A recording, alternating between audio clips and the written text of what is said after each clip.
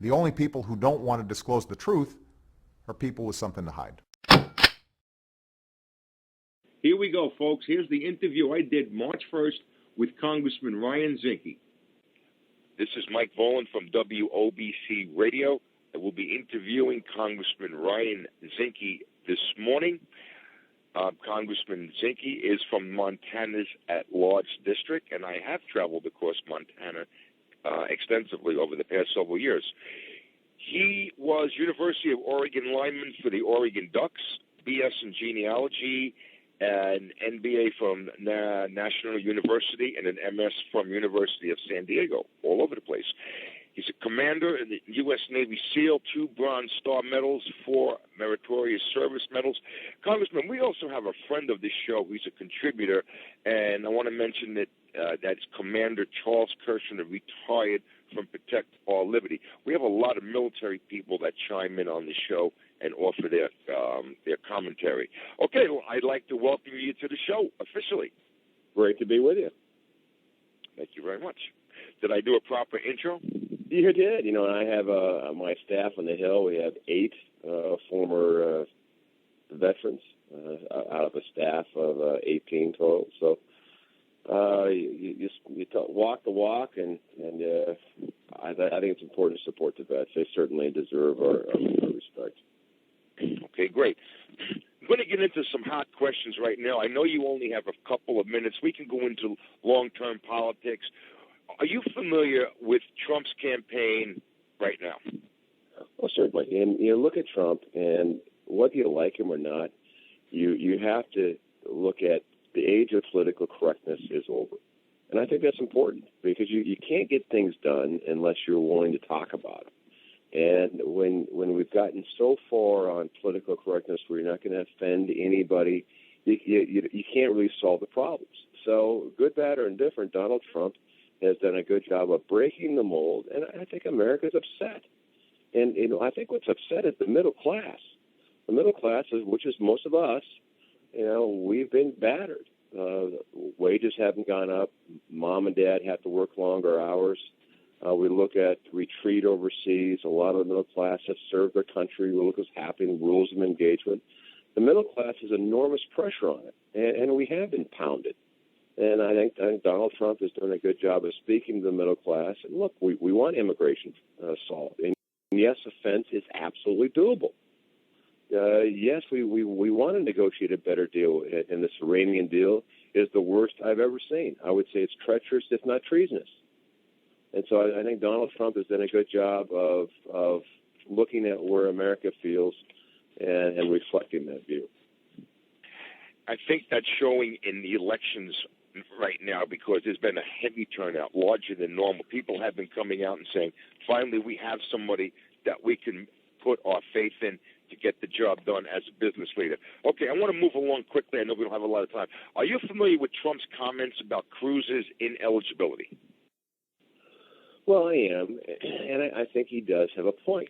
Now, I think Ted Cruz is one of the brightest people I've ever been around. Certainly his focus on the Constitution is exactly where it should be. Not being born in the USA, that's an issue because you look at, okay, if the bar now is your mother is a U.S. citizen.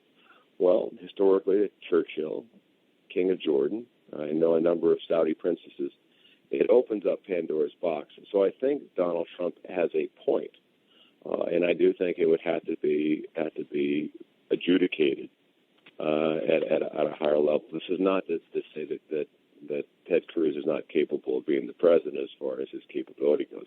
Matter of fact, the whole field. If you look at the Republican field at the beginning, there isn't a person in that field that isn't capable of being the president, and there isn't a person that field isn't far better than either, I would say, socialist but honest or corrupt. That's a great point because you have to separate yourself. When I asked that question, to other guests, people think that it's because I hate some of the candidates. It's nothing. It's just a right or a wrong. And they're all qualified to run the office of the president. Okay, let's move on quickly. Marco Rubio, his parents were not born in the United States. Does that make him less qualified? No, and Marco, everyone likes Marco. Aside from this bantering, which, the debates have went from substance to, just basically picking on each other, the ears and the trowel and the hair and these things that are not an important issue for American voters, certainly not with me. But Marco remains very likable. His favorites are high, and he's got a good story. And I think he is passionate about the country. And Kasich is steady. Kasich is very dependable. I mean, you look at who would you like to put the government in the hands? Do people trust Kasich? His trustworthiness is high. And, of course, you have Ben Carson. Ben Carson, wonderful man. I've met Ben multiple times. Ben you just like to listen to him because he's very calming. You can tell his scientific mind because that's his background.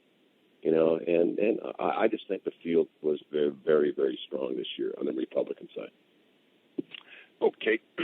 Another question. This is a hot topic. You may not be aware of it. We're not trying to put you on the spot, and I believe I have J.B. Williams, who has done a few of my shows and actually has his own show on Sunday night. He is the co-founder of the North American Law Center. Just so happens, yesterday I was on the phone with my congressman's office. I have a working relationship over the past 7 years. Are you familiar with Congressman Ted Yoho and his efforts to put articles of impeachment that were drawn up by the North American Law Center and my Congressman Lou Barletta, who are working on that? Well, I am, and Congressman Yoho and we co-sponsored a censor bill because that's as far as we could take it at the time, and the articles of impeachment would be obviously the charges would be serious. I think this president has been the worst in our history. I think the Iranian deal, and this is where I think the American people have got to rally. The Iranian deal, what it did is it provided a legal pathway, a framework for Iran to have as many as 100 nuclear-tipped ICBMs, intercontinental ballistic missiles, in 13 years. And we gave them billions of dollars. That is undisputable. But yet, you look at the vote. It wasn't just the president. You had a number of in Congress. You had almost the entire Democrat caucus, and then it went over to the Senate, and it didn't have 60 votes. So it isn't just the president. It's the president using his bully pulpit and outlining this false argument that either we take this deal or go to war. And no one wants a war. But I tell you, I don't think the world, and certainly I am not comfortable with Iran having a nuclear weapon. So, even the most egregious thing that I've seen with this president, that was when he did not act alone. So articles of impeachment, I think, are a little problematic on that point for that issue. But I do think this president has shown he's lawless and occasionally unconstitutional. And I'll go back to as clever as our founding fathers were, enormously clever. I don't think they ever thought about what would happen when you have a president that's lawless, unconstitutional at times, and yet remains relatively popular in his approval rating. Today, his approval is 45%. Congress is in the low teens. And yet Congress is closest to the people. A lot of frustration. America is very, very frustrated. A lot of the finger-pointing goes to Congress. And I think that finger needs to be rotated over a little to the executive. Congress is fighting every day. I know our caucus is fighting every day for this country. But we just don't have the power that I think the Constitution set out. Congressman, if you don't mind, I have only one question. Yeah. This is JB. And that is, I agree with pretty much everything that you've said in this interview. And, what is extraordinarily troubling to me is I've talked to a good number of congressmen, and I'm working with Congressman Yoho now on this issue, as well as others. And to hear a congressman say the same thing that we've said for 7 years now, and that is this particular president, no matter how popular he may or may not be out there, is guilty of acts of what we consider to be acts of treason. Not just a sex scandal that he lied about under oath like Bill Clinton. We're talking about some egregious offenses to the United States here. And I'm very concerned, and most Americans are too, and I think this directly goes to the low approval rating of Congress, is the mere fact that Congress appears to be saying even treason is not really an impeachable offense in America anymore. It takes one member of Congress to initiate. It takes 20 of 23 on the Judiciary Committee to get it out to the full House, and it takes 218 out of 247 Republicans to impeach this person. So the power does exist, but the political will in Congress seems to not exist. Well, and there's a lot of frustration. Why isn't Congress acting? And you remember, it wasn't that long ago when the gavel was in the hands of Nancy Pelosi. And then we worked hard and got the Senate.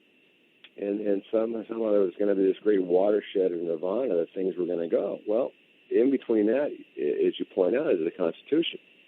And, the House can impeach, but it's going to go over to the Senate to try. In the Senate, we can't even get 60 votes from the Senate I'll give you another example, is the refugee bill. My refugee bill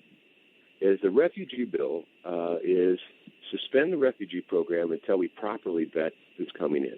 I think that's a fair proposition because we know that women and children can conduct acts of terrorism. We saw that in San Bernardino, and certainly in my experience as a SEAL commander, a child that's influenced by evil, unfortunately, can do a lot of damage and harm.